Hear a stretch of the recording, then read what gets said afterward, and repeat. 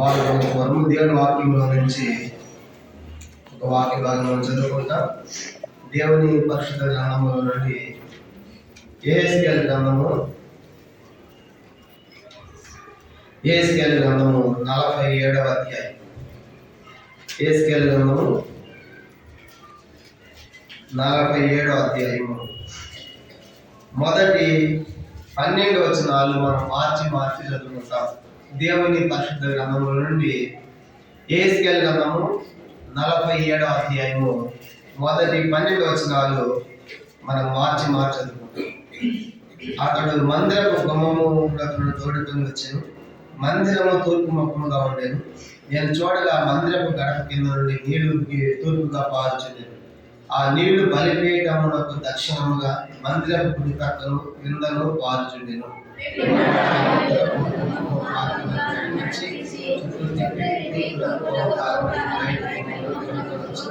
నేను చూడగా ఆ మనుషుడు పలనోలు చేత పట్టుకొని తూర్పు మార్గమున బయలు వెళ్ళి 1000 మూరలు కొలిచి ఆ నీళ్లు కొనను నడిపింపగా నీళ్లు చీల మండల లోతుండెను.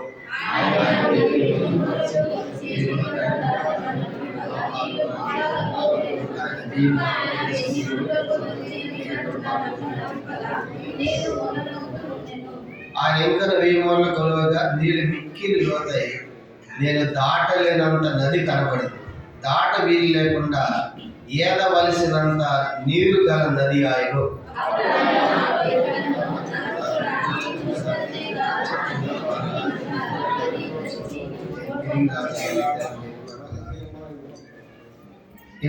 అప్పుడు ఆయన నాతో లేను, ఈ నీళ్లు ఊరికి తూర్పుగానున్న ప్రదేశమునకు పారి అరబాలోనికి దిగి సముద్రంలో పడదు. అప్పుడు సముద్రపు నీళ్లు మంచి నీళ్లకు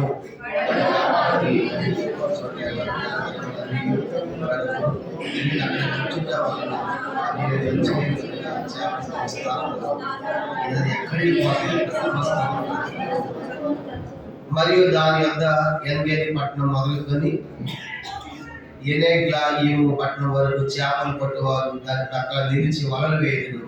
మహాసముద్రంలో ఉన్నట్లు సకల జాతి చేపలను దాని విస్తారముగా ఉండను.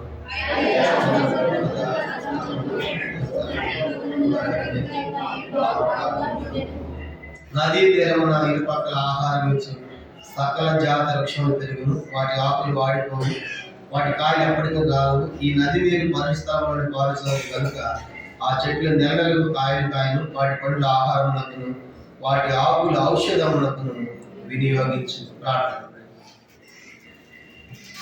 పరలోకమందున్న మా తండ్రి, పరిశుద్ధ దేవ, మీ స్తోత్రాలు ప్రభా. మరి 2025 సంవత్సరం చివరి ప్రభు దినంలో తీసుకొచ్చిన వందనాలు. సంవత్సరాలలో మీరు చేసిన ప్రతి మేలుగా మీ వందనాలు.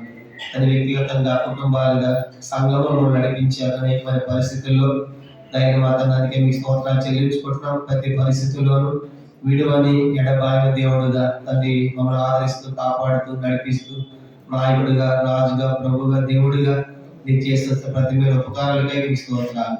ప్రభు మమ్మల్ని నడిపిస్తున్నప్పుడు దినానికి కూడా మేము ఆత్మీయమైన లోతుల్లోనికి వెళ్ళాలి అని ప్రభు మీరు కోరుతున్నందుకై స్తోత్రాలు. కాబట్టి ఈ సంవత్సరం అంతా ఎలా మేము జీవించాము అనే సంగతి కూడా ఒకసారి పరీక్ష చేసుకుని ప్రభా, మళ్ళా పోయిన సమయం తిరిగి రాదు. కాబట్టి ఇప్పుడే మేము సరి చేయబడాలి, కట్టబడాలి, పిండబడాలి, మెత్తలు చేయబడాలి. మాలో ఉన్నటువంటి ఆశ్రమం తొలగించుకోవాలి. కీడును, చెడును తొలగించి ప్రభా నూతనమైన ప్రజలుగా, నూతన అనుభవాలతో నూతన సంవత్సరం వెళ్ళకపోవడం మరొకసారి తండ్రి మమ్మల్ని పరీక్ష చేసుకోవడానికి కూడా మీరే సహాయం చేయండి. ఈ యొక్క వాక్యాన్ని దీవించమని, ఆస్వాదించమని, చేసిన మా అందరితో మాట్లాడి మీరే మహిమ పొందమని వందనాలు చెల్లిస్తూ మీకు అప్పగించుకుంటూ యేసుక్రీస్తు వారి పరిశుద్ధమైన నామమును ప్రార్థించి స్తుతించి అతిగా వేడుకొనుచున్నాము తండ్రి. ఆమేన్. మనం సంవత్సరం ప్రభు యొక్క మహాకృపను బట్టి మరి సంవత్సరం యొక్క ఆఖరి ప్రభు దినంలో మనం చేరి ఉన్నాం. కాబట్టి ఇది సంవత్సరానికి ఆఖరి ప్రభు దినము. దేవుడి సంవత్సరం అంతా కాపాడుతూ వచ్చాడు. మనం ఆయన మర్చిపోయిన ఆయన మనం మరువక విడువక తన కృప చేత జ్ఞాపకం చేసుకుని మరి ఎంతో నడిపించినందుకు దేవునికి ఎంతో వందనస్తున్నాం. అయితే ఆత్మీయ జీవితంలో ఈ మధ్యాహ్నం చదివినటువంటి వాక్యము దినదినానికి కూడా మనము ప్రభు దగ్గర మనము దినదినానికి కూడా ఆత్మీయమైన లోతుల్లోనికి వెళ్ళాలి అని ప్రభు కోరుతున్నాడు. కానీ ప్రభు దగ్గరటువంటి మనం ఏదో నమ్ముకున్నాం కదా, ఏదో మందిరికి వస్తున్నాం, కాల్ చేస్తున్నాం, ఆరాధిస్తున్నాం, ఏదో మందిని శుభ్రం చేస్తున్నాం, లేదా మందులు ఏదో సమర్పించుకుంటున్నాం, ఏదో ఒక గంట ప్రార్థన చేస్తున్నాం కనుక అట్లా రొటీన్ గా అయిపోయేటువంటి కార్యక్రమం కాదు ఇది. ప్రభు దగ్గరటువంటి మనము దినదినానికి కూడా ఆత్మీయమైనటువంటి లోతుల్లోనికి వెళ్ళాలి. కాబట్టి పైన ఉంటే మనం దేవుని కోసం ఫలాలు ఫలించేవారు లేవు. అది ఇక్కడ మనం చూసినప్పుడు చూడండి, ఆ మందిరపు గడప నుంచి పారుతున్నటువంటి నీరు కనుక ఒక నది, ఒక నీరుగా పారుతుంది. అది పారుతున్నప్పుడు ఆ మనుషుడు పనులు చేతపడుతున్నాడు. 3వ వచనంలో తనకు పనులు చేతపడి 1000 మూరలు కొలిచి ఆ నీరు కూడా నడిపిస్తుంది. మొట్టమొదట చీల మండముల లోతు వచ్చినాడు కనుక ఆ చీల మండలం లోతు వెళ్ళాడు. 4వ వచనం తర్వాత మళ్ళా 1000 మూరలు కొలిసి నన్ను నడిపింపగా అది మోకాళ్ళ లోతు వరకు ఉన్నట్టుగా మనకు కనబడుతుంది. తర్వాత మళ్ళీ 1000 మూరలు కొలిచి మళ్ళా నడిపిస్తూ ఉంటే అది మొలల లోతుగా వెళ్ళినట్టు మనం చూస్తాం. ఆ తర్వాత మరొక 1000 మూరలు కొలుకు అది మిక్కిలి లోతై ఆ నది దాటలేనంతగా కనబడి మనం చూస్తాం. అలాగా నది వెళ్తున్నప్పుడు ఏం జరుగుతుందంట, ఇరుపక్కల కూడా విస్తారమైన చెట్లు ఉన్నాయి. ఆ తర్వాత ఆ కింద చూసినప్పుడు ఆ నది ఎక్కడికి ప్రవహిస్తా ఉందంటే సముద్రంలోనికి వెళ్తా ఉంది. కానీ సముద్రం వెళ్ళినప్పుడు ఈ పైన నది ఆ సముద్రంలోకి చొచ్చుకొని పోవడం ద్వారా అక్కడ నీళ్ళు కూడా ఏమైపోయింది అంట, మంచి నీళ్ళుగా అయిపోయింది. వాస్తవానికి సముద్రపు నీళ్ళు ఎట్లా ఉంటాయి, సముద్రపు నీళ్లు ఉప్పగా ఉంటాయి, ఎవరు కూడా తాగరు. ఒకసారి చేపలు పట్టే జాలర్లు సముద్రంలోకి వెళ్ళారు. సముద్రం వెళ్ళిన తర్వాత వాళ్ళు తీసుకెళ్ళిన నీళ్ళు అయిపోయాయి, తాగడానికి అయిపోయాయి. అప్పుడు జాలర్లకి తప్పికేస్తుంది, ఎట్లా ఈ నీళ్ళు తాగలేము కదా అని ఆలోచిస్తున్నప్పుడు ఎదురుగా దూరంగా ఒక బోట్ కనపడతా ఉంది. వాళ్ళకి ఏం చేశారంటే కొన్ని సైకిల్ చేశారు కనుక ఆ కొండ బోట్స్ ఏదో అలాగా సైకిల్ చేస్తా ఉంటే వాళ్ళకి అర్థమైంది, ఓహో వాళ్ళకి నీళ్లు అయిపోయినట్టు ఉన్నాయి అని అర్థమైపోయి వాళ్ళు ఏం చేశారంటే వీళ్ళు కనపడేట్టుగా ఒక బకెట్ వేసారు. కింద బకెట్ వేసి పైకి ఇట్లా చేదుకుని తాగుతున్నట్టుగా వాళ్ళకి చూపించారు. అంటే ఇక్కడ మేము నీళ్లు తాగుతున్నాం, ఈ నీళ్ళు మంచి నీళ్ళు, మీరు కూడా ఏం చేయండి బకెట్ వేసుకుని తాగండి అని చెప్తారు. అప్పుడు వాళ్ళు బకెట్ వేసుకుని తాగితే అవి ఉప్పుగా లేవంట, నీళ్ళు ఎట్లా ఉన్నాయి, మంచిగా ఉన్నాయి. అర్థం ఏంటంటే ఆ ప్రాంతం అంటే పైనుంచి ఒక నది చొచ్చుకొని వస్తా ఉంది.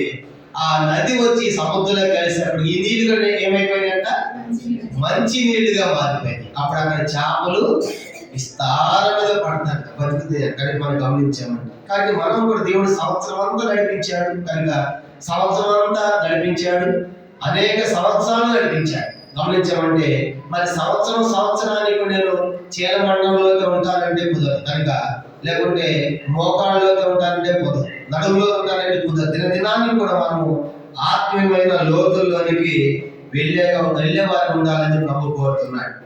ఎందుకు మనము ఆత్మీయమైన లోతుల్లోకి వెళ్ళాలంటే కనుక యేసుని నమ్మే మనము మన జీవితాలు పైన ఉండకూడదు. చాలా సార్లు ఎక్కువ మంది కనుక ఎట్లా ఉన్నాయంటే యేసుని నమ్మేమంటే నమ్మేమంతే కనుక పైనే వారి జీవితాలు ఉన్నట్లుగా మనకు కనబడతా ఉంది. కనుక దినదినానికి కూడా సంవత్సరం గతించే కొలది ఆత్మీయ జీవితంలో ఎంత లోతుల్లోకి మనం వెళుతున్నాం, ఎంత లోతుల్లోకి మనం ఎదగాలి అనే సంగతి ఈ మధ్య మనం ఆలోచించాలి. కాబట్టి దినదినాలు కూడా ఆ బిడ్డ చూడండి ఎలా ఎదుగుతుందో, 3వ సంవత్సరం, 2వ సంవత్సరం, 3వ సంవత్సరం ఎదిగే కొద్ది ఆ బిడ్డలు ఎన్ని మార్పులు వస్తా ఉంది, తనకి ఎన్ని పనులు చేస్తా ఉంది ఆ బిడ్డ చిన్న వయసు నుంచి. అలాగే మన ఆత్మీయ పబ్బు పెరిగిన తర్వాత కూడా అలాంటి ఆత్మీయమైన పరిపక్వత మనలో ఉండాలి. చాటిగా తెలుసుకున్నాం, ఎరిగామనేది కాదు. కాబట్టి ఇప్పుడు ఆత్మీయమైన పరిపక్వతలో దినదినానికి కూడా మనము మరి ఆత్మీయమైన లోతుల్లోకి వెళ్తే తప్ప ప్రభుని మనము ఎరిగేవారు లేదు. అలాగా ఆత్మీయమైన లోతుల్లోకి వెళ్తే మన జీవితం ఎలా ఉంటుందో ఒక 7 సంగతులు మీకు జ్ఞాపకం చేయాలని కోరుతున్నాను. ఈ సంవత్సరం అంతా నడిపించాడు మనము, చివరికి ప్రభుత్వం నడిపించాడు కనుక ఏ రీతిగా మరి చీల మండలంలోతు, మోకాళ్ళలోతు, నడుములోతు, తర్వాత నది దాటలేనంతగా అయిపోయింది మనం చూస్తాం. అలాంటి దాన్ని నడిపించాడు దేవుడు. ఆ చీల మండలంలో అనేది దేవుని యొక్క వాక్యానికి దానికి పోలిగా అర్థం చేసుకుంటే, మోకాళ్ళలో అనేది ప్రార్థన యుద్ధానికి పోలిగా చూస్తే నడుములతో అంటే నడుములకు సత్యం అనే దట్టి కట్టుకోమంటాడు ఎఫెసు 6వ అధ్యాయంలో. ఏంటి ఆ సత్యం అంటే యోహాను 17:17 వాక్య సారాంశము సత్యం. కనుక ఆ నడుములతో అనేది వాక్యాన్ని ప్రేమించడము. 4వది నది దాటలేనంత అయిపోయిందంట. నది దాటలేనంటే అప్పుడేం చేయాలి? దాటలేనప్పుడు దేవుని మీద ఆధారపడేదాన్ని చూపిస్తా ఉంది. అలాగే మన దినదినాలు కూడా వాక్యం ధ్యానించాలి, మోకాళ్ళలోతు అనేది ప్రార్థన అని కలిగి ఉండాలి. తర్వాత మనం గమనించేవాడి నడుములోతు కానీ వాక్యాన్ని ప్రేమించే వారు ఉండాలి. నది దాటంటే దినదినం కూడా ప్రభువు మీద ఆధారపడే స్థాయికి మనం ఎదగాలి. దానికి అలా ఎదగాలంటే మన పునాది, మన జీవితము ఆత్మీయమైన లోతుల్లోకి పెడితే తప్ప మనం ఎదగలేము. కానీ ఎవరైతే ఆత్మీయమైన లోతుల్లోకి పెడతారో మా జీవితాలు బహు అద్భుతంగా ఉంటాయి. అసలు లోక విషయం మీద ఆలోచన కలిగి ఉంటారు. కనుక కానీ మధ్యాహ్నము ఈ నూతన సంవత్సరానికి వెళ్ళక ముందు ఈ చివరి బహుదినంలో ఈ సంవత్సరము ఎంత లోతుల్లో మనం వెళ్ళాం అనేది మనల్ని మనమే వ్యక్తిగతంగా స్వపరి చేసుకోవాలి. Self exam. కానీ నేను ఎంత లోతుకి వెళ్ళాను, దేవుళ్ళు ఎంత లోతుగా తెలుసుకున్నాను అనేది మనల్ని మనమే ప్రశ్న వేసుకోవాలి. మొదట చూడండి, లోతుగా వెళ్తే ఆత్మీయ జీవితం ఏం జరుగుతుంది? మత్తయి సువార్త 13వ అధ్యాయం. మత్తయి సువార్త 13వ అధ్యాయము 5వ వచనం మనం చదువుకుంటాం. మత్తయి సువార్త 13వ అధ్యాయము. మత్తయి సువార్త 13వ అధ్యాయము 5వ వచనాన్ని అందరికి కలిసి మనం చదువుకుంటాం. మత్తయి సువార్త 13వ అధ్యాయం 5వ వచనం. కొన్ని చాలా మన్ను లేని రాతి నేల పడింది. అక్కడ మన్ను లోతుగా ఉండనందున అవి వెంటనే మొలిచింది, కానీ సూడు ఉదయించినప్పుడు అవి వాడి వేర్లేనందున ఎండిపోయి. అక్కడ మన్ను లోతుగా లేదు. విత్తనాలు వేసాడు, కొన్ని విత్తనాలు ద్రోవ పక్కన పడ్డాయి, పక్షులు ఎత్తుకొని పోయాయి. కొన్ని ఇవి 2 సంవత్సరాలు రాతి నేలలు పడ్డాయి, మన్ను లేదు అక్కడ. రాతి నేలలు పడితే మొలిచాయి, కానీ సూడు రాగానే ఏమైందన్నవి మాడిపోయినాయి. కొంచెం మొండత పూలు పడ్డాయి, అవేమో మొండత పూలు అణిచివేశాయి. 4 విత్తనము మంచి నేల పడింది, అది 30-60 దూరాంతాలుగా ఫలించినట్లుగా మనం చూస్తాం.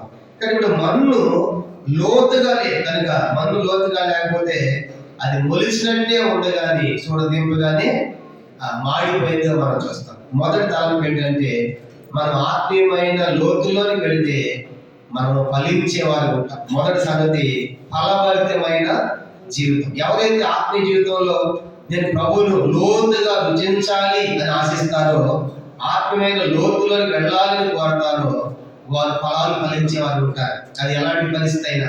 చూడండి, ఖర్జూర వృక్షాలు మనం చూసినప్పుడు ఖర్జూర పండు తింటాము.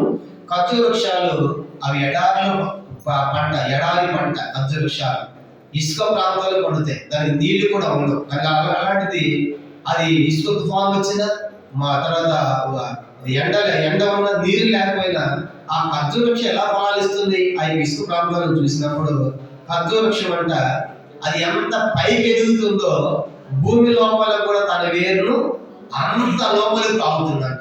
సుమారుగా 20 ఫీట్ జరిగింది అనుకోండి, దాని వేరు కూడా భూమి లోపల 20 అడుగు లోపలికి ఎదుగుతుంది. అంటే ఎంత పైకి ఉంటుందో దాని వేరు కూడా అంత లోపలికి ఉంటుంది. అదిగా చూడండి, అది నీరు లేకపోయినా, ఇసుక ప్రాంతమైన, ఎండ అయినా అది ఫలాలు ఇచ్చేది మారడం లేదు. కారణం ఏంటంటే దాని వేరు భూమి లోపల లోతుగా ఉన్నందువల్ల కాణించాలి.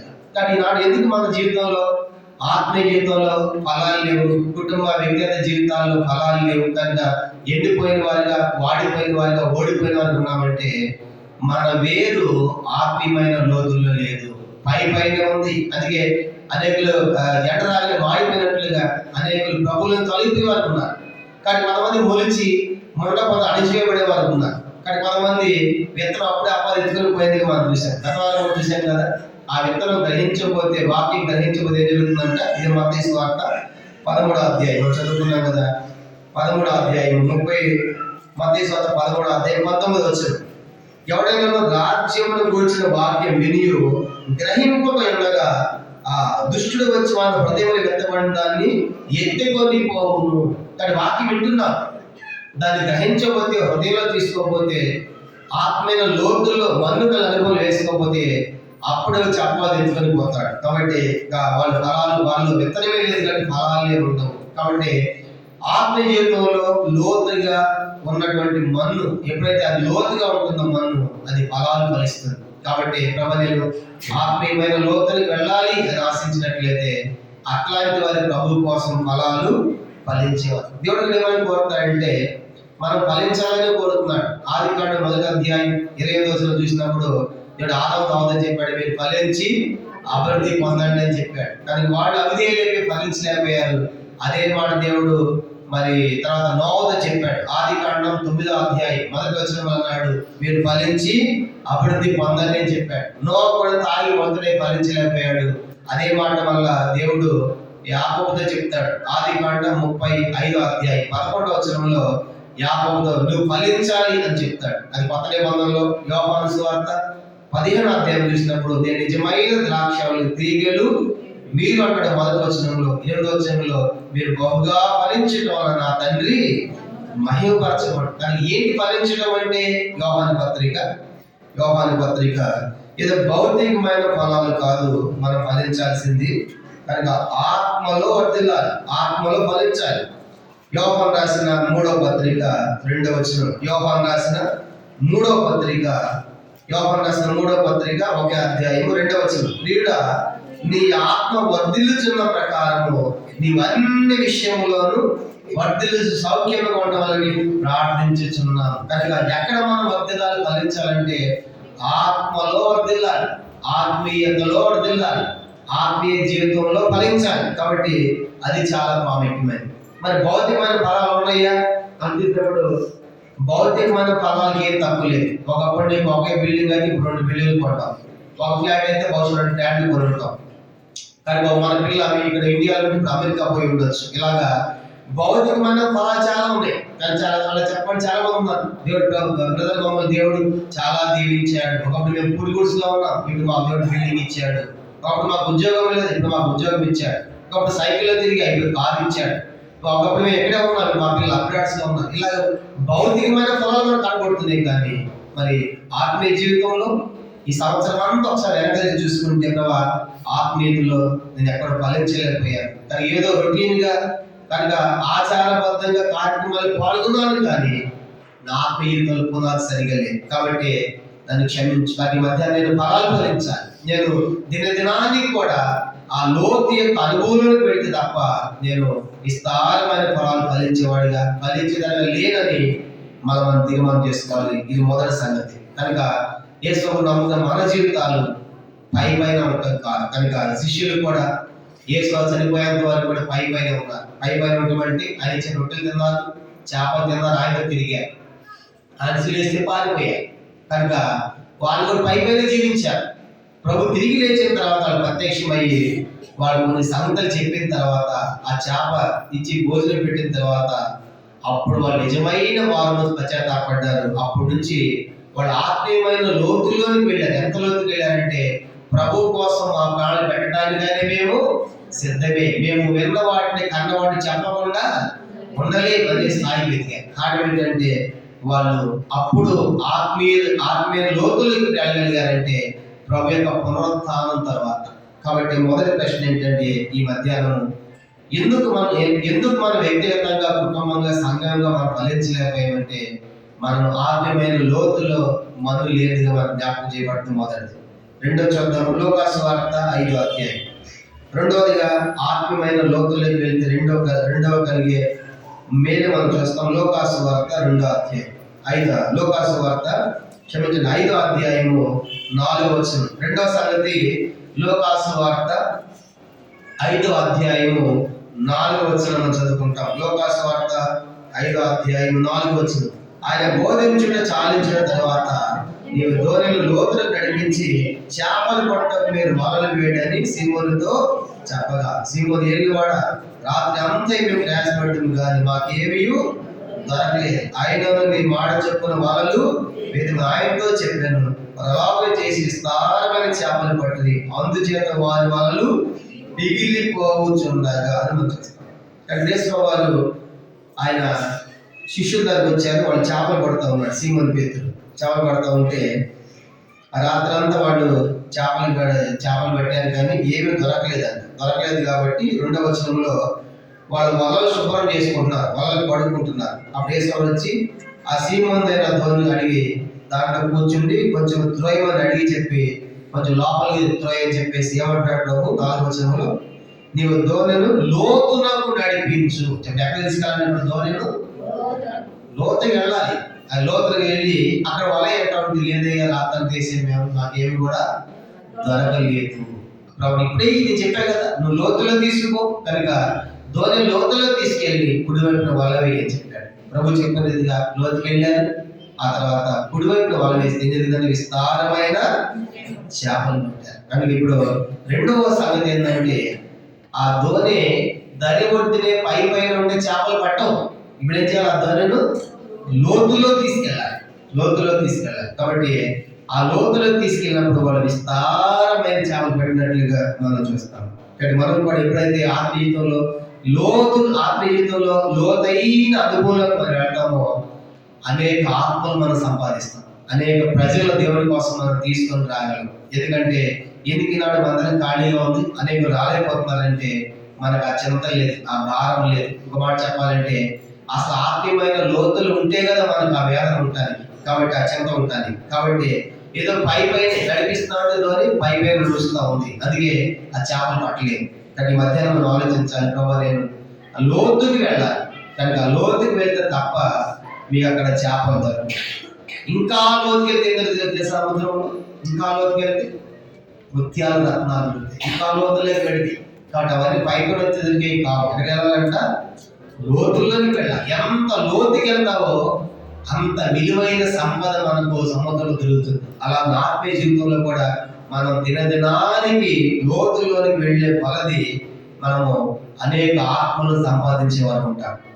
కాబట్టి ఇప్పుడు అనేకమైన విస్తారమైన చేపలు పట్టడానికి గల కారణం ఏంటంటే ఈ దోణి ప్రభు చెప్పినట్లుగా వారు లోతులకు నడిపించారు. కానీ మనం కూడా లోతులోకి వెళ్ళండి కుదరదు. కనుక పైన ఉన్నవారు ఏ ఫలాలు ఫలించాలని చూసాము, అవే పైన ఉంది కాబట్టి లోతుకి వెళ్ళలేదు కాబట్టి ఫలాలు ఫలించలేకపోయింది. రెండవదిగా ఈ దోణి పైనే దోణి నడిపేవారు చేపలు పట్టలేదు. కనుక లోతుకి వెళ్ళాలంటే కొంచెం ప్రమాదమే, అపాయమే, కష్టమే. చెప్పాక కదా ఆ నది చివరికి ఏమైపోయిందంట, అది ఒక నడుములో దాటిన తర్వాత నది ఈదలేనంత దాటలేనంత ప్రవాహంగా మారిపోయింది. అప్పుడు ఏం చేయాలి? అది ప్రభు మీద ఆధారపడే స్థితిని చూపిస్తాము.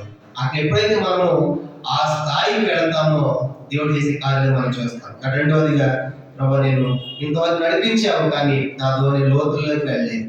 నేను ఆత్మీయ జీవితంలో ఆ లోతైన అనుభవాన్ని నేను కలిగి ఉండలేకపోయాను. అందుకే నేను అనేక చేపలు పట్టలేకపోయాను, అనేకలు సంపాదించలేకపోయాను, నేను కూడా ఆత్మీయ ఎదగలేకపోయాను అనేది రెండవది మధ్య మనం చేసుకోవాల్సిన రెండవ తీర్మానంగా మనం జ్ఞాపకం చేయబడతా ఉంది. కాబట్టి ఎవరైతే లోతుకి వెళ్తారో లోతైన అనుభవాన్ని కలిగి ఉంటారో వారు విస్తారమైన చేపలు పట్టేవారు. కనుక అది మనం చూస్తాం. ఆ తర్వాత మూడవ సంగతి మనం చూసినప్పుడు ఇదే లోకాసు వార్త 6వ అధ్యాయం చూడండి. మూడవ లోతైన అనుభవం మనకి ఏం తెలియజేస్తా ఉంది? లోకాసు వార్త 6వ అధ్యాయము 48వ వచనం చదువుకుంటాం. లోకాసు వార్త 6వ అధ్యాయము 48వ వచనం. వాడు ఇల్లు కట్టవలెను నుండి లోతుగా తవ్వి బండ మీద పునాది వేసిన వాని పోలిండు. వరద వచ్చి ప్రవాహం ఆ ఇంటి మీద వడిగా కొట్టినను అది బాగా కట్టబడినందున దానిని అదిలింపకపోయేను. తర్వాత గమనించాడు 4 అయితే నా మాట విని చేయని వాడు పునాది వేయక నేల మీద ఇల్లు కట్టుకుని వాని పోలిండును. ప్రవాహము దాని మీద వడిగా కొట్టగానే అది కూలిపడేను, ఆ ఇంటి పాడు గొప్పదని చెప్పాడు. 48లో ఒక ఇల్లు కట్టాడంట. ఇల్లు కట్టేటప్పుడు 48లో ఇల్లు ఎట్టగట్టాడంట? లోతుగా తవ్వి ఆ బండ లోతుగా తవ్వి అతను బండ మీద పునాది వేశాడు. అందుకే చూడండి, ఇల్లు కట్టేవాళ్ళు కూడా పునాది ఎట్ట తవ్వాలి? లోతుగా తవ్వాలి. ఎందుకంటే మళ్ళా వేసేది కాదు, పునాది ఒకసారి వేస్తాం. అందుకే ఆ వేసే పునాది ఎంత లోతులో వేస్తావో కట్టి అంతస్తులు దాని మీద ఆధారపడి ఉంది. పునాదిని బట్టి పైకి నిర్మించే అంతస్తులు ఆధారపడి ఉంది. కానీ అది ఎంత లోతుగా అయితే మనం పునాది వేస్తామో అంత బలమైన ఇల్లు దానిపైన మనము కట్టవచ్చు. తెనాల్లో ఇప్పుడు కూడా ఉన్న మన మందిరం విరాట మందిరం అని తెనాలి నగరంలో ఉంది. చాలా పూర్వకాలం కట్టారు మందిరం కట్టారు. దానిపైన సేవకులు కోటలు కూడా కట్టారు పైన. అయితే మధ్య చేశారంటే వాళ్ళ కోట తీసేసి పైన 2-3 అంతస్తులు వేయాలని చెప్పేసి ఒక ఇంజనీర్ తీసుకొచ్చి మందిరం అంతా చూపించారు. చూపించిన తర్వాత పైన వేస్తామంటే ఆ ఇంజనీర్ ఏమన్నాడంటే ఈ పునాదికి ఇప్పుడు మీరు పైన వేసిందే ఎక్కువ, పైన వేసారు చూడండి అదే ఎక్కువ, అది ఎలా తీసి కొట్టేసి మొత్తం కిందకు వచ్చేసినారు. అంటే కింద ఏమి లేదు సరిగా పునాది లేదు. పునాది లేకుండా ఏదో పై పైన తవ్వి బిల్డ్ చేసి కట్టారు. అందుకే దీనికి ఆ మొదటి ఫ్లోర్ తప్ప వేయడానికి అవకాశము లేదంగా. మీరు పైన వేయాలంటే మొత్తం కిందికి వచ్చేది అన్నమాట. ఇప్పుడు ఏం చేయాలంటే మొత్తం అంతా డిస్కటిల్ చేసి మొత్తం పడగొట్టి మళ్ళీ తవ్వుకొని మళ్ళీ వేయాలన్నమాట. అంటే పునాది ఎంత ప్రాముఖ్యమో చూడండి. అంటే ఎందుకు ఆ పునాది గట్టిగా ఉన్నప్పుడు అది ఎంత పెద్ద ప్రవాహం వచ్చినా, తుఫాను వచ్చినా, వరద వచ్చినా ఇల్లేం కాదు దానికి కూలిపోదు. ఎందుకంటే అది లోతుల్లో ఉంది, బండ మీద కట్టబడి. అందుకే ఆ లోతుల్లో ఉండి బండ మీద కట్టబడి కూలిపోదు. అందుకే పునాది తవ్వేటప్పుడు కూడా బండ వచ్చింది అనుకోండి అక్కడ ఆపేస్తారు. ఈ బండ ఉంటే పర్వాలేదు, ఇది గట్టి పునాది అని అర్థం అన్నమాట. కాబట్టి మనకేం తెలియజేస్తా ఉందంటే ఎందుకు మనం ఆత్మీయ జీవితంలో అనేక సార్లు పడిపోతున్నాము, అనేక సార్లు చదువుకుంటున్నాము, కొనుక్కుంటున్నాము. ఆత్మీయ జీవితాలు నిరాశ ఎందుకు? కనుక నేను చేస్తే బాగుండు కదా అని ఇలాంటి తలంపులు ఎన్నోసార్లు నిరాశ ఎందుకంటే మన పునాది సరిగా లేదు. నేను ఏమి లేదంటే సరిగా పునాది, ఆత్మీయ జీవితంలో పునాది కూడా పునాది సరిగా లేదంటే సరిగా పశ్చాత్తాపడలేదేమో, ఒప్పుకోలేదేమో, సరైన విధంగా బాప్తిసం తీసుకోలేదేమో. అలాగా పునాది సరిగా లేని వారు ప్రభువులో స్థిరముగా ఉండలేదు. అందుకే బాప్తిసం ఇచ్చేటప్పుడు మూలోపదేశాలు అంటారు, మూల పాఠాలు అంటారు. కనుక అవి చాలా ప్రాముఖ్యమే. కనుక అవి లేకుండా బాప్తిసం ఇవ్వకూడదు. కనుక ప్రభుని నమ్మేమంటే పూర్తిగా మారకుండా ఆ మూలోపదేశాలు, మూల పాఠాలు తెలియకుండా వాళ్ళు బాప్తిసం తీసుకోకూడదు. కాబట్టి చాలా మంది బాప్తిసం కూడా ఎక్కడ తీసుకుంటారంటే మా భర్త తీసుకుంటాడు నేను కూడా తీసుకుంటానండి, మా అమ్మాయి తీసుకుంటే నేను కూడా తీసుకుంటానండి, మా ఫ్రెండ్ తీసుకుంటే నేను కూడా తీసుకుంటాను. ఇద్దరు మునుగుతూ ఉంటారు, ఇద్దరు మునుగుతారు, వరదలాగా మునిగిపోతారు. కనుక ఐదు కూలిపోయినట్టు. ఎందుకు? పునాది లేదు, బేస్ సరిగా లేదు. కాబట్టి ఈ మధ్యాహ్నం మూడో సంగతి ఏంటంటే మనం ఎప్పుడైతే మన పునాది ఆత్మీయంగా లోతుగా వేయబడి ఉంటుందో ఎన్ని పరిస్థితులు వచ్చే మనం తొడము, వెనకము, అదలము, కనుక బెదరము స్థిరంగా ఉంటాం, ప్రభువులో నిలిచి ఉంటాం. కారణం ఏంటంటే పునాది గట్టిగా వేసుకున్నాం. దేవుని పునాది గట్టిగా ఉంది కాబట్టి ఆ బిల్డింగ్ ఎలా కదలకుండా ఉంటుందో మనం అలాగా ప్రభువులో స్థిరులుగా ఉంటాం. ఎందుకు మనం స్థిరత్వం లేని వారు ఉన్నాం? ఎందుకు చంచలమైన మనసు కలిగి ఉన్నాం? ఎందుకు నిరాశ, ఎందుకు నిస్పృహ, ఎందుకు కృంగుదల అని ఆలోచించినప్పుడు ఆ ఎవరిలో పునాది సరిగా లేదో వారు ప్రభు కోసం నిలిచేవారిగా లేదన్నమాట. కొంత సమస్య రాగానే, కొంత తుఫాను రాగానే వాళ్ళు ఆ ఇల్లు పడిపోయినట్లుగా దేవుళ్ళ నుంచి తొలగిపోయే వారిగా మనకి కనపడతాయి. కాబట్టి మనం ఆత్మీయ జీవితంలో ప్రభావ నేను నా పునాది సరిగా ఉందా లేదా ఇక్కడ ఒకసారి మనం పరిశీలన చేసుకుంటాం.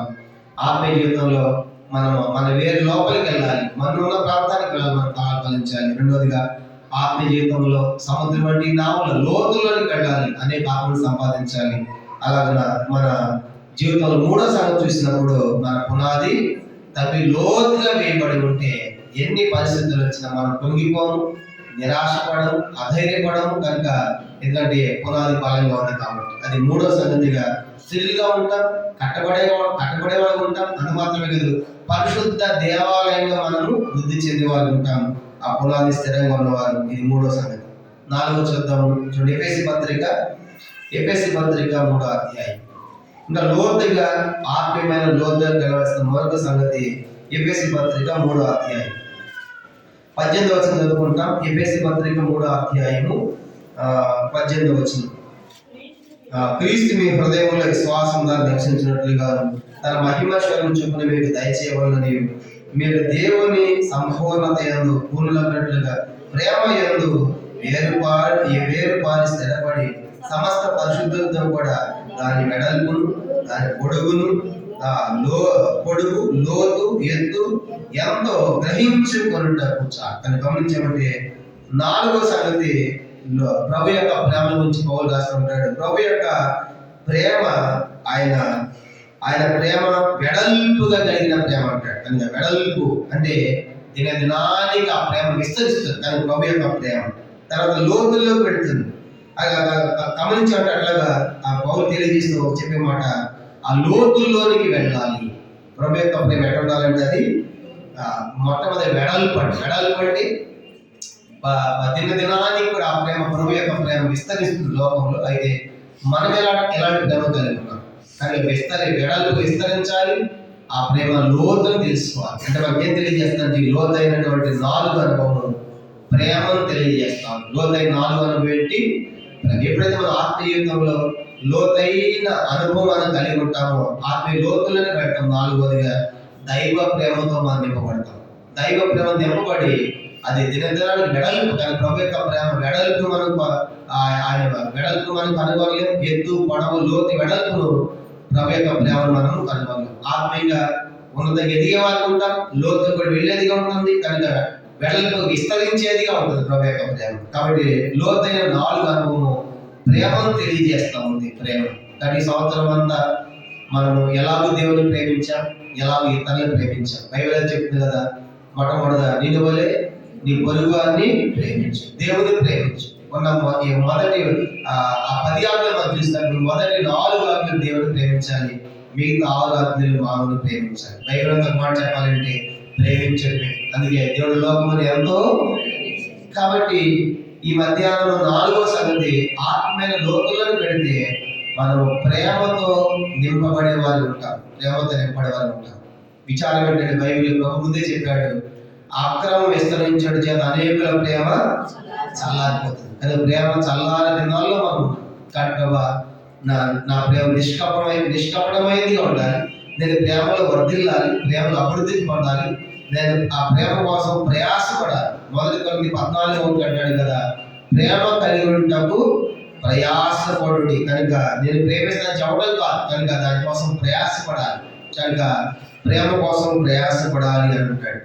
కానీ మత్తయి 24:12 ప్రకారము అక్రమం ద్వారా ఆ చల్లారిపోయినటువంటి ఆ ప్రేమను మనం కలిగి ఉండాలి. ప్రభు వచ్చే దినాల్లో ఆ ప్రేమలో ఎంత ఇచ్చారు. అందుకే ఎఫెసు సంగతి అంటాడు, ఎఫెసు 2వ అధ్యాయంలో ఏమన్నాడు? 2వ అధ్యాయంలో నేను నీ మీద తప్ప ఒకటి మోపాలిసి, అదే మొదట నీకున్న ప్రేమను, మొదటి ప్రేమగానే ఉన్నాం, కానీ ఇప్పుడు ప్రేమ పోయింది. అంటే ఆ మొదటి ప్రేమను కలిగి ఉంటాను, లేకపోతే నేను నీ వద్దకు వచ్చి నీ దీపస్తంభమును తీసివేద్దాం, మన బ్రతుకులు చీకటి బ్రతుకులు అయిపోతాయి. కానీ మధ్యాహ్నము లోతైనటువంటి 4వ అనుభవం మనకేం తెలియజేస్తుందంటే ప్రేమించుట.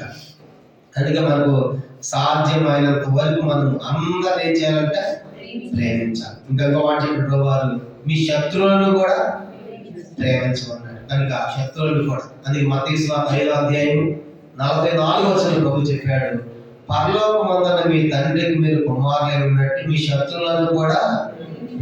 శత్రువులే ప్రేమించమంటే సహోదరుని ప్రేమించకపోతే ఎట్లా? కాబట్టి ఎంత విచారం ఇది. ఇంకా సహోదరుని ప్రేమించని వాడు శత్రువు ఎట్లా ప్రేమిస్తాడు? కాబట్టి నువ్వు శత్రువును ప్రేమిస్తే నేను దేవుని కుమారుడు. కాబట్టి మధ్యాహ్నం ఆలోచించాలి, నువ్వు ఆ ప్రేమతో నింపయ్యా. కానీ నేను అందుకే ఆత్మలో వదిలేకపోతుంది. కారణం ఏంటంటే ఆ ప్రేమ నాలో లేదు. కనుక కాబట్టి నీ ప్రేమ నాలో పోయి, కనుక ఆ సిలువ ప్రేమ, కల్వరి ప్రేమ, నిస్వార్థమైన ప్రేమ, అగాపే ప్రేమ, ఆయన ఎట్లా ప్రేమించాడు? మనల్ని ఎన్ని బలహీనతలు, ఎన్ని పొరపాట్లు ఆయన మనం ప్రేమించాడు. అలాంటి ఆయన ప్రేమ పొందిన మనము లోకాన్ని కూడా ప్రేమించాలి. కనుక లోకాన్ని ప్రేమించడమే కాదు, సహోదరుని ప్రేమించాలి. సహోదరులే కాదు, చివరికి శత్రువులను ప్రభు వారు ప్రేమించమని చెప్పాడు. కాబట్టి ప్రభు చెప్పినటువంటి ఆ మాట మనం నెరవేర్చాలి. అందుకే శత్రువులు కూడా మనం ప్రేమించే స్థాయికి ఎదగాలి. కనుక అది సూపర్లేటివ్ డిగ్రీ. శత్రువును ప్రేమించాలంటే అంత ఈజీ కాదు. శత్రువు కనపడగానే మనం మొత్తం లైట్ బల్బ్ వెలిగిపోతా ఉంటారు. వాళ్ళు చేసేది కనపడతాం శత్రువు. వాడు ఎట్లా ప్రేమించాలనిపిస్తుంది? ఆ ప్రభా నేను చెప్పేసుకుంటానయ్యా, నేను ప్రేమిస్తాను అని చెప్పేసి అవన్నీ తొలగించుకొని క్రీస్తు ప్రేమలోకి వస్తే తప్పను ప్రేమించలేదు. అర్థమైందా? కాబట్టి అవన్నీ కూడా, అందుకే అది సూపర్లేటివ్ డిగ్రీ. శత్రువును ప్రేమించదు. అట్లా శత్రువును ప్రేమించేవాడే దేవుని కుమారుడు. శత్రువు అనగానే మన శత్రువులు ఎవరు అనుకుంటున్నారా? మొట్టమొదటి మన శరీరం మన శత్రువు. మన శరీరమే మన మాట వినదు. కనుక చూసారా, కనుక మనం వద్దనుకుంటే తినాలనిపిస్తూ ఉంటుంది. షుగర్ ఉన్నా సరే అసలు తినాలనిపిస్తుంది. దీన్ని ఏం పర్లేదు బాగుంటుంది చేపిస్తూ ఉంటుంది. మన శరీరమే మన మాట వినదు. రెండోది మన మొదటి శత్రువు మన శరీరమే. రెండవది లోకం మన శత్రువు. ఎన్నోసార్లు చెప్పారు. మూడోది అపవాది మన శత్రువు తప్ప ఇంకా లోకం మించి శత్రువు లేదు. కానీ మొట్టమొదటి మన శరీరాన్ని మనం జయించాలి. అందుకే ఆత్మ సత్యమే కానీ శరీరము బలహీన. ఆత్మ లోపల వెళ్ళి అంటది కానీ శరీరం వద్దులే అంటది. కాబట్టి మనం మన శరీరాన్ని జయించలేదు. మన శరీరం మన శత్రువు. కాబట్టి మధ్య ఆలోచించాలి, నేను దేవుని ప్రేమతో నింపబడాలి. కానీ అందుకే అందరినీ కూడా ప్రేమించేవాడిగా, ప్రేమించేదానిగా అలాంటి మంచి సాక్ష్యాన్ని పొంది మనం ఈ లోకాన్ని విడిస్తే ఎంత బాగుంటుంది. అందుకే 4వ లోతైన అనుభవం ఏంటంటే ప్రేమించుట. 4. ఈ సంవత్సరం అంతా ఎట్లా ఉన్నాను మనం ఆలోచిద్దాం. ఆత్మీయ జీవితంలో ఈ 4. 5వ చూద్దాము. మనం గమనించండి, 5వ సంగతి మనం చూద్దాం. ప్రసంగి గ్రంథం 7వ అధ్యాయం. ప్రసంగి గ్రంథము 5వ లోతైన మరొక అనుభవం చూద్దాం. ప్రసంగి గ్రంథం 7వ అధ్యాయం 24వ వచనం. ప్రసంగి గ్రంథం 7వ అధ్యాయం 24వ వచనం. ప్రసంగి 7:24. సత్యమైనది దూరముగాను బహు లోతుగాను ఉన్నది, దాన్ని పరిశీలన చేయగలవాడు ఎవరు? కనుక సత్యం అంట ఎక్కడున్నది? సత్యమైంది, దూరముగా, తర్వాత లోతుగా ఉన్నది. కనుక లోతైన 5వ అనుభవం ఏంటంటే సత్యం. కాబట్టి సత్యాన్ని వెతకాలంటే అది చాలా దూరంగా ఉంది. కానీ ఇప్పుడు దూరం ఉన్న సత్యం ఎక్కడ దాకా వచ్చిందంటే యెషయా అంటాడు, సత్యము సంత వీధిలో పడి ఉన్నది అంటాడు. యెషయా గ్రంథంలో సత్యం, దూరమైన సత్యం. కానీ ఏంటి సత్యము? యేసు నేనే మార్గము, నేనే సత్యమును, నేనే జీవము. కాబట్టి ఆ సత్యం ఒకప్పుడు దూరముగా ఉంది. మనిషి ఆ దూరమైన సత్యాన్ని కలుసుకోలేకపోతాడు. కాబట్టి ఆ సత్యం ఎక్కడ వచ్చిందంట? సంత వీధిలో పడి ఉంది. యెషయా గ్రంథం చూద్దాం మాట 59వ అధ్యాయం అనుకుంటాను. చూడండి, సత్యము సంత వీధిలోకి వచ్చింది. దూరం ఉన్నటువంటి సత్యము అది సంత వీధిలో ఉన్నట్టుగా మనం చూస్తాం. 59వ అధ్యాయము 14వ వచనం. యెషయా గ్రంథం 59వ అధ్యాయం 14వ వచనం. న్యాయమునకు ఆటంకం కలిగించినది, నీతి దూరం నిలిచినది, సత్యము సంత వీధిలో పడి ఉన్నది, ధర్మము లోపల ప్రవేశింపలేదు. సత్యం ఎక్కడ దాకా వచ్చిందంట?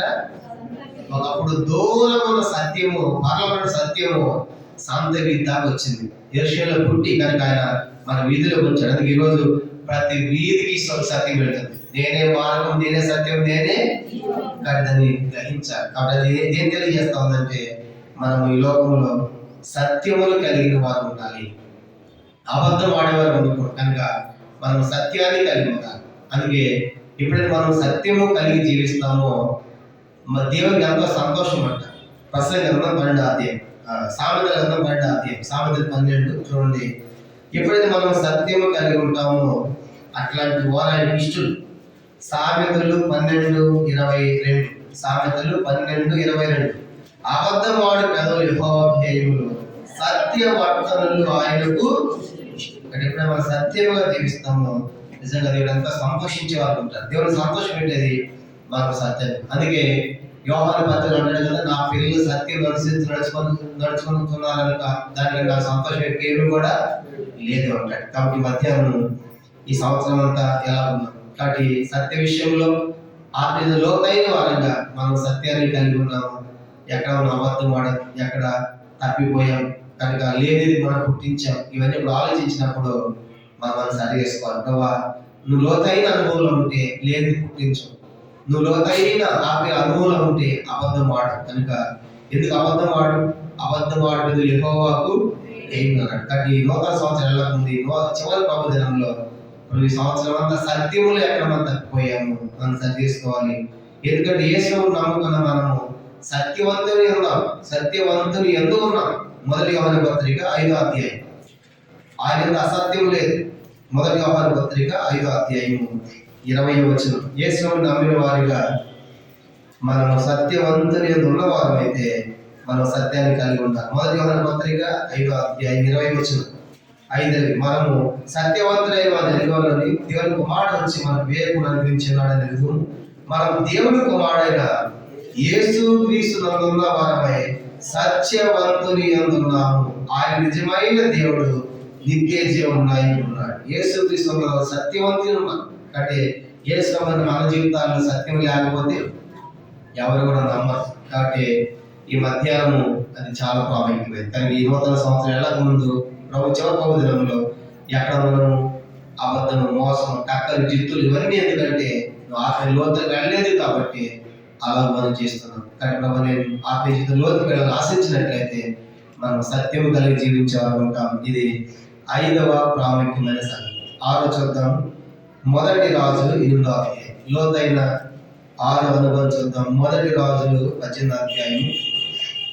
మొదటి రాజుల గ్రంథం 18వ అధ్యాయం 32వ వచనం చదువుకుంటాను. మొదటి రాజుల గ్రంథము 18వ అధ్యాయం 32వ వచనాన్ని చదువుకుంటాం. ఆ రాళ్ళ చేత యెహోవా నామమున ఒక బలిపీఠమును కట్టించి దాని చుట్టూ 2 మానిటలు గీతలు కొట్టంత లోతుగా కందకం ఒకటి తవ్వించి కట్టెలను క్రమముగా పేర్చి ఎద్దులు తొలగలుగా కోసి ఆ కట్టెల మీద ఉంచి జనులు చూచుండగా మీరు 4 గంటల నీళ్లు దిప్పి దహన బలి పశు మాంసమును కట్టెల మీద పోయాడని చెప్పారు. చాలా గమనించాలంటే ఈ సందర్భం ఏంటంటే ఏలియా మరి బయలుదేవత ముందు సవాల్ చేశాడు. కాబట్టి ఎవరు ఏది నిజమైన నిరూపిద్దామని చెప్పేసి ఏలియా వీళ్ళందరూ సమకూర్చినప్పుడు మొదటి అవకాశం వాళ్ళకి ఇచ్చారు.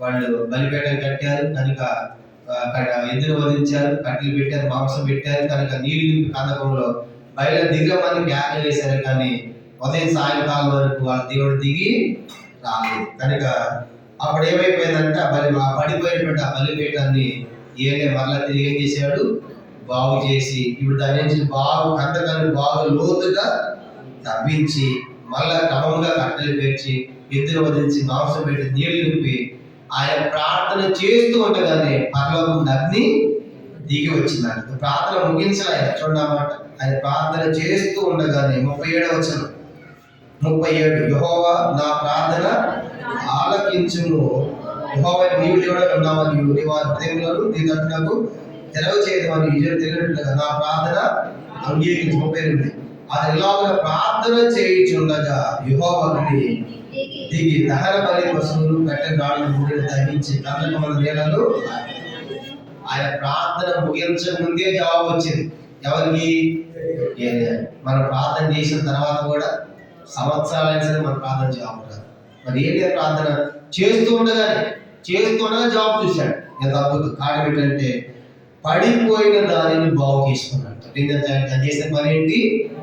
పడిపోయింది బాగు చేసుకున్నాడు. చూడమాట 18వ అధ్యాయము 30వ వచనం. అప్పుడు మొదటి రాజుల గ్రంథం 18వ అధ్యాయం 18:30. అప్పుడు ఏలియా నా దగ్గర రండి జిల్లందరితో చెప్పగా జిల్లందరూ దగ్గరకు వచ్చి అది కింద పడదోయబడింది యెహోవా బలిపీఠమును బాగు సంచాల ప్రాముఖ్యం. పడదోయబడిందని బాగు చేసుకోవాలి. ఎక్కడ పడిపోయినాను అది బాగు చేసుకోవాలి. అది బాగు చేసుకుని లోతుగా తవ్వితే తప్ప మన ప్రార్థన జవాబు మనం పొందలేము. కాబట్టి ఏదైతే అద్భుతమైన సంగతి ఏంటంటే ఆయన పడిపోయిన దానిని బాగు చేసుకున్నాడు. చక్కటి మధ్య ఎక్కడో పడిపోయో తెలుసు కనుక పడిపోయిన ప్రతి స్థితి మనకు తెలుసు, పడిపోయిన ప్రతి సంగతి కూడా ఇది వ్యక్తిగత మనందరం వెళ్తాం. కాబట్టి ఎవరికి వాళ్ళే నేను పలానా స్థితిలో పలానా దాంట్లో పడిపోయిన వాడు చెడిపోయి ఉన్నాడు. ఆ పడిపోయింది బాగు చేసుకుంటే తప్ప ఆకాశ అగ్ని దిగదు. కనుక ప్రార్థన జవాబు రాదు. అందుకే యెహోషువ కూడా టైంలో 7వ అధ్యాయం 2వ వచనం ప్రార్థన చేస్తాడు. నేల మొక్కని వేసి ప్రార్థన చేసి దేవుడు అంటాడు, యెహోషువ ఎందుకు నేల మొక్కని వేసి ప్రార్థన చేస్తున్నారు? మీ మధ్య శాపగ్రస్తులు ఉన్నారు. ఆ శాపగ్రస్తమైన తొలగిస్తే తప్ప నేను మీతో కూడా రాను, మీరు తోడే ఉండను అంటాడు. కాబట్టి తెలుసు కనుక చెడిపోయింది, శాపగ్రస్తమైంది, పాడైపోయింది కనుక ఎక్కడుందో అది మనం బాగు చేసుకోవాలి. మన ఎట్లాంటి వాడు అంటే ఆయన వడ్లంగి వాడు. చెప్పడేశ్వర పేరేంటి? ఆయన వడ్లవాని కుమారుడు. వడ్లవాని కుమారుడు అంటే వడ్లంగి వాడు ఏం చేస్తాడు? ఎగిపోయినటువంటి కుర్చీని తీసుకెళ్ళాం అనుకోండి, పనికిరాదు అంటాడా? ఏం చేస్తాడు? కుర్చీని మళ్ళీ బాగు చేసి మళ్ళీ చెక్ చేస్తాడు. అంటే ఆయన సృష్టికర్త. కాబట్టి ఆయన పనివాడు, మనం చెక్కేవాడు, మనం కట్టేవాడు, మనం సరిచేసేవాడు. కాబట్టి ఆయన ఎదురు వచ్చినప్పుడు ఎక్కడ మనం పడిపోయాం మనల్ని బాగు చేయండి అలా వచ్చినట్లయితే ఆయన బాగు చేయడం సిద్ధుడు. అందుకు మార్క్స్ 7వ అధ్యాయం 37వ వచనంలో ఈయన సమస్తాన్ని బాగుగా సమస్తాన్ని బాగు చేశాడు. కాబట్టి మధ్యాహ్నం ఎక్కడ మనము ఆత్మీయ లోతుల్లోకి వెళ్ళలేక పడిపోయామో ఇది మనం పరీక్ష చేసుకుంటాం. ప్రభా నేను ప్రభు నమ్ముకున్నాను కానీ ఆ లోతైన అనుభవం నా జీవితం లేదు. అందుకే నాలో ఫలాలు లేవు, నాలో ఆత్మల సంపాదన లేదు, నేను స్థిరంగా ఉండలేకపోతున్నాను, ప్రేమించే విషయంలో నేను తప్పిపోయాను, అలాగా మరి సత్యంలో నేను తప్పిపోయాను. అలా చూసామంటే పడిపోయిన దాన్ని కూడా బాగు చేసుకోవడానికి ఇష్టం లేకపోతే నువ్వు అద్భుతాలు చూడలేవు.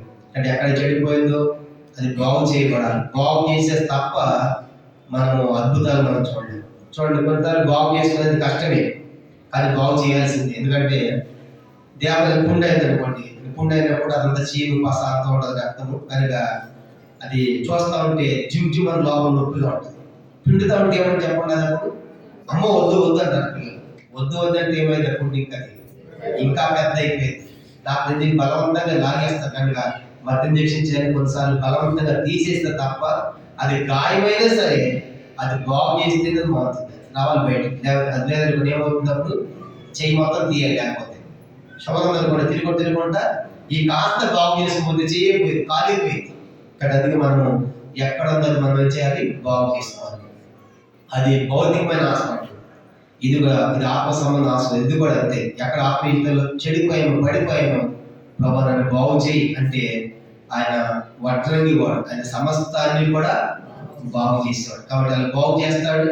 అలా ఆత్మయుద్ధంలో మనం లోతైన అనుభవానికి వెళ్ళగలుగుతాం. ఇది 6వ సంగతి. 7వ ఆఖరి చదివి మనం ముగిద్దాం. సామెతల గ్రంథం 17వ అధ్యాయం 7వ ఆఖరిది చూడండి. సామెతలు 17వ అధ్యాయం లోతైన 7వ అనుభవం మనం చూద్దాం ఆత్మీయ జీవితంలో. సామెతలు 17వ అధ్యాయం 15వ వచనం, 17వ అధ్యాయం 10వ వచనం. సామెతల గ్రంథం 17వ అధ్యాయం 10వ వచనాన్ని అందరికీ కలిసి మనం చదువుకుంటాం. సామెతలు 17:10 చదవండి. బుద్ధిహీనునికి దెబ్బ నాటునంత కంటే బుద్ధిమంతునికి ఒక గద్దెంపు మాట లోతుగా నాటు. 7 సంఖ్య లోతైన ఏంటంటే ఎప్పుడైతే ఆత్మీయ జీవితంలో లోతైన మనం కలిగి ఉంటామో వెంటనే సరి చేసుకుంటాం. ఎప్పుడైందంటే వెంటనే దేవుడు మాట్లాడుతున్నప్పుడు, అందుకే బుద్ధిహీనకి 100 దెబ్బలు కొట్టిన వాడే మారడు. 100 దెబ్బలు కొట్టినా కూడా వీపు ఇస్తాను కొట్టు అంటాడు. కానీ బుద్ధిమంతుడు ఏం చేస్తాడంట, ఒక గద్దింపు మాట గట్టిగా మాట్లాడితే ఏం చేస్తాడు, వెంటనే వాడు సరి చేసుకుంటాడు. కనుక అది ఇదేం తెలియజేస్తుందంటే లోతైన అనుభవం. దేవుడు మాట్లాడినప్పుడు వెంటనే లోపడతాం, వెంటనే సరి చేసుకోవటం. ఇది నాలో ఉంది, ఈ తప్పు నాలో ఉంది, ఈ పాపం నాలో ఉందని వెంటనే సరి చేసుకునే వాడే బుద్ధిమంతుడు. అందుకే దావీదు కూడా తప్పు చేసినప్పుడు నాతాను ప్రవక్త చెప్పాడు కదా, విషయం మీద పాపం చేసిన తర్వాత దావీదుకి ఒక కథ చెప్పాడు. నాతాను ప్రవక్త పోయి, అయ్యా ఒక మనుషుడికి ఒక పేదవాడు ఉన్నాడు, కానీ అతనికి గొర్రెలు ఒక గొర్రె పిల్లలు అలా కొద్దిగా పెంచుకుంటున్నాడు. మరొకడు ఉన్నాడు, వాడికి ఏమో గొర్రెలు చాలా ఉన్నాయి, కానీ ధనవంతుడు వాడు. ఆయనకి మరి అతిథులు వచ్చారు. అప్పుడు వాడు ఏం చేశాడు, ధనవంతుడు తన దగ్గర చాలా గొర్రెలు పోసి పెట్టకుండా అలా కొద్దిగా పెంచుకుంటున్నాడే, దాన్ని తీసుకుని పోయి విందేసి పెట్టాడు. అనగానే దాని సింహాసనం దావీదు బీపీ వచ్చింది అన్నాడు. ఆ మనుషుడు చావాలి, వాడి మరణానికి పాత్ర అన్నాడు. అప్పుడు వెంటనే నాతాను ప్రవక్త లేచి అంటాడు, ఆ మనుషుడవు నీవే అన్నాడు. అప్పుడు దావీదు, ఏం మాట్లాడుతున్నావు, నేను రాజును జైల్లో అన్నాడు దావీదు. కానీ దావీదు ఏమన్నాడు తెలుసా, నేను పాపము చేసింది నేను పాపము ప్రవక్త ముందు తను తగ్గించుకొని రాజు వెంటనే ఒప్పేసుకున్నాడు, సరి చేసుకున్నాడు. అందుకే దావీదు చెప్పిన మాట ఏంటంటే, ఒక విషయంలో తప్ప తన జీవితంలో ఎక్కడో దావీదు పాపం పొరపాటు చేయలేదు. దేవుడి సాక్ష్యం ఇచ్చాడు. దావీదు యొక్క మనసు ఎట్లాంటిదంటే, చెబితే వెంటనే లోబడి సరి చేసుకునేవాడు, చక్కబరుచుకునేవాడు. అందుకే దావీదు దేవుడికి ఎంతో ఇష్టం. అదే దావీదు నా హృదయానుసారుడు, నా ఇష్టానుసారుడు, నా ఉద్దేశాలు, నా సంకల్పాలు నెరవేర్చేవాడు దేవుడు చెప్పాడు. కనుక దేవుడికి ఇష్టం ఉండాలంటే మనం కూడా ఇంట్లో ఎవరి ఇష్టం మనకంటే ఎవడు వింటాడో వాడే మనకి ఇష్టం. వెంటనే లోబడి సరేసిన ఇష్టం మన దేవుడి ఇష్టంలో కూడా దావీదు అలా కాగలిగాడు. కానీ మధ్యాహ్నం మనం దేవుని యొక్క మాట వెనక్కి వస్తున్నప్పుడు మన ఆత్మీయ లోతులు ఉంటే, ప్రభా ఈ పొరపాటు నాలో ఉంది, ఈ తప్పు నాలో ఉంది అని చెప్పేసి వెంటనే మనం సరి చేసుకునే వారిగా ఉంటే ఆత్మీయ జీవితంలో మనం ఎంతో లోతైన అనుభవాన్ని కలిగి అనేక ఆశలు దాటుకుంటాం. మన కుటుంబాలు కూడా దీవించబడతాయి. కనుక అప్పుడు క్రమముగా మనం అభివృద్ధి చెంది మనము విస్తరించే వాళ్ళు ఉంటాం, ఆశీర్వదించబడే వాళ్ళు ఉంటాం. అందుకే ఇస్సాకు నుంచి రాయబడింది అన్నమాట, ఇస్సాకు క్రమముగా అభివృద్ధి చెందిన ఆశీర్వదించబడిన చూస్తాం. కారణం ఏంటంటే అలా మనం సరి చేసుకోవాలి. కాబట్టి ఏడవ లోతైన ఏంటంటే, దేవుని పాపం మన ఎదురు వచ్చినప్పుడు వెంటనే మనం దానికి లోపడాలి, సరి చేసుకోవాలి. అట్లాంటి వారే ఆత్మీయంగా ఫలించేవారు. ఒకవేళ లోపడకపోతే ఏమవుతుందంట, సామెతల గ్రంథం 29వ అధ్యాయం 1వ వచనం. సామెతలు 29 మొదటి చెప్పాడు, ఎన్నిసార్లు గద్దించినను లోబడిన వాడు మరి హఠాత్తుగా నాశనం అవ్వడు. కానీ లోబడిన వాడు నాశనం అవుతాడు. హఠాత్తు తిరిగి లేకుండా. కాబట్టి దేవుడు మనం సమీపించినప్పుడు దావీదులాగా వెంటనే మనం పశ్చాత్తాపడి సరివేసుకునే జాగ్రత్తగా ఉండాలని ప్రభు కోరుతున్నాడు. కాబట్టి ఈ మధ్యాహ్నం లోతైన మన్ను యొక్క అనుభవంలో మనం ఫలిస్తాం. లోతైనటువంటి ధోరణి నడిపించినప్పుడు విస్తారమైన ఆకులు మనం పట్టగలం. కనుక లోతుగా మన పునాది ఉంటే స్థిరంగా ఉంటాం, బలంగా ఉంటాం, సనగము గొనగము కట్టబడతాం. తర్వాత లోతైన ప్రేమ కలిగి ఉంటే అందరిని ప్రేమిస్తాం. తర్వాత లోతుగా ఉన్నటువంటి సత్యం కలిగి ఉంటే సత్యవంతులుగా ఉంటాం, అబద్ధమాడడం. తర్వాత ఇంకా మనం గమనించండి, కందకాల లోతుగా కావడం అంటే ఎక్కడ మనం పడిపోయామో చెడిపోయామో దాన్ని బాగు చేసుకుంటే ఆ లోతైన అనుభవాన్ని దేవునికి అద్భుతాలు ఆశ్చర్యాలు చూస్తాం, మనకు జవాబు కూడా వస్తుంది. అలాగే ఏడవదిగా లోతైన అనుభవం ఏంటంటే దేవుని వాక్యం ఎవరు చెప్పినా ఎక్కడ చెప్పినా వాక్యం మనకు వచ్చినప్పుడు మన పొరపాటు మన తప్పని తెలియజేసినట్టు వెంటనే అది నాటేటట్టుగా మనం సరి చేసుకోవాలి. అట్లాంటి వారి ఆత్మీయమైన లోతుల్లోనికి వెళ్ళే వారిని మనం చూస్తాం. మోకరించండి, ప్రార్థన. అందరూ మోకరించండి, కళ్ళు మూసుకోవాలి. ఈ వాక్య వెలుగులో దేవుడు మనతో మాట్లాడి ఉంటుండగా ఈ సంవత్సరం అంతా దేవుడు నడిపించాడు. కానీ సంవత్సరం గడిచిపోయింది, కానీ కాస్త మన వేరు లోతుకి వెళ్ళిందా? కాస్త మన ధోని లోతులోకి వెళ్ళిందా? కాస్త అయినా ప్రేమలో లోతులోకి వెళ్ళామా? కాస్త అయినా సత్యంలో లోతులోకి వెళ్ళామా? కానీ కాస్త అయినా బాగు చేసుకున్నామా? ఇవంతా మనం ఆలోచించాలి. సంవత్సరం గడిచిపోయింది, నడిపించాడు దేవుడు. చిరమట లోతు దాటిపోయింది, నడుము లోతు దాటిపోయింది, మోకాళ్ళ లోతు దాటిపోయింది. ఎన్ని దాడిపోతున్నాయి, నడిపిస్తూ వచ్చాడు. కానీ మనం ఎక్కడ దాకా వెళ్ళాం, ఎంత లోతుల్లోకి వెళ్ళాం. ఒక మన పై పైన ఉంటే నువ్వేం ఫలాలు ఫలించలేవు. నీ ద్వారా దరివద్దే ఉంటే ఏమి పట్టలేవు. కాబట్టి నీ ప్రేమ పై పైన ఉంటే ఇతరులను ప్రేమించలేవు. కానీ సత్యవతి నమ్ముకున్నాం, కానీ ఆ లోతైన అనుభవం లేకపోతే సత్యంగా జీవించలేము. కాబట్టి మధ్యాహ్నం దేవుడు అంతా స్పష్టంగా మనతో మాట్లాడుతుండగా ఈ అనుభవాలు ఎక్కడ మనము ఆత్మీయ జీవితంలో లోతుల్లోకి లేకుండా ఏదో వచ్చిపోయినట్టే ఒకటి ఉపయోగం లేదు. ప్రభు నిర్ణయం మనం దినానికి సంవత్సరం జరుగుతూ ఉంది. ఈ సంవత్సరం జరుగుతున్నప్పుడు మన జీవితం ఎట్లా ఉండాలంటే దినానికి కూడా దేవుని నిర్ణయం లోతైన అనుభవాన్ని మనం కలిగి ఉండాలని ప్రభు కోరుతున్నాడు. అలాగున ఈ వాక్యాలు పరీక్ష చేసుకుని ఆయన బాగా మనం సమీపిస్తాం. ప్రార్థన.